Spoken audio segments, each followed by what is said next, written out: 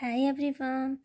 In this quick tutorial, I will show you how to create a digital notebook template using the ILovePDF app. So just open the app and go to the tools where you can find this Create PDF button, tap on it and then select second template, which is digital notebook.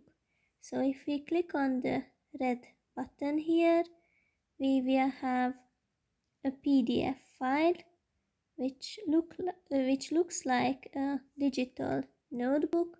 We can edit it, we can add text, we can write on it,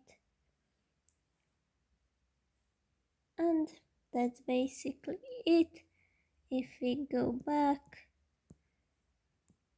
we can see it in its folder and use it anytime we would like to.